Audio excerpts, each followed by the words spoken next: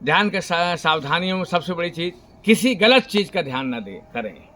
अगर आप गलत चीज़ का ध्यान करते हैं, जैसे कोई मदिरा का ध्यान करने लगता है, कोई नाना प्रकार के जितने कलयुगी चीज़ें हैं उसका ध्यान करने लगता है, तो निश्चित अगर इसका ज़्यादा आप चिंतन करेंगे तो आपके मन में विकृति आएगी। अविकृति आने से कहा गया है, संगात् संजायते कामः, कामात् क्रोधो समुद्भवः, क्रोधा भवति सम्मोहः, सम्मोहात् स्मृतिविभ्रमः, स्मृतिभ्रंशात् बुद्धिनाशो, बुद्धिनाशात् प्रणश्यति। संगात् संजायते कामः, अगर आप किसी को देख करके आप कोई चीज़ ध्यान करने लगते हैं उसमें, तो आपके मन में एक काम का उदय होता है, एक इच्छा का उदय होता है। संगात् संजायते कामः, और अगर वो इच्छा न पूर्ति हुई तो कामात् क्रोधो समुद्भवः, काम से क्रोध उत्पन्न हो जाता है। ये इसकी सावधानियाँ हैं। और क्रोधा भवति सम्मोह, जब आपका क्रोध आ जाएगा तो आपकी बुद्धि सम्मोहित होने लगती है। और सम्मोहात् स्मृति विभ्रमा, जब बुद्धि सम्मोहित होने लगती है तो आपकी याददाश्त डिस्टर्ब हो जाती है। स्मृति भ्रंशात् बुद्धि नाश हो, जैसे आपकी याददाश्त खराब हुई बुद्धि का नाश हो जाता है। अर्थात यहाँ पर आपको ये नहीं समझ में आता कि सही क्या है, गलत क्या है, फ़ायदा क्या है, नुकसान क्या है। अब बुद्धिनाशात् प्रणश्यति, अब बुद्धिनाश के बाद उसके प्राणों का अंत हो जाता है।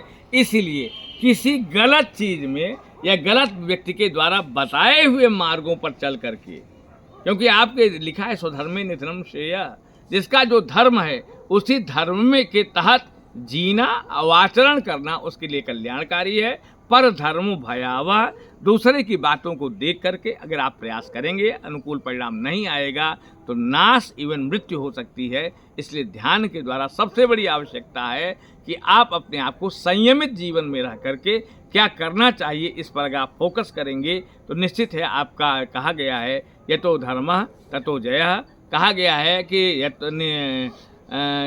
यतो अभ्युदयः निःश्रेयः सिद्धि सधर्मः, जहाँ निरंतर अभ्युदय होता है और निःश्रेयः सिद्धि चरम कल्याण की प्राप्ति होती है, उसे धर्म करते हैं। धर्म, ये ध्यान आपको उस निःश्रेयः सिद्धि तक ले जा सकता है, इसमें कोई संशय की बात नहीं। ध्यानस्थ अगर आप हैं तो आपका चरम कल्याण निरंतर अभ्युदय होगा और चरम कल्याण की प्राप्ति होगी।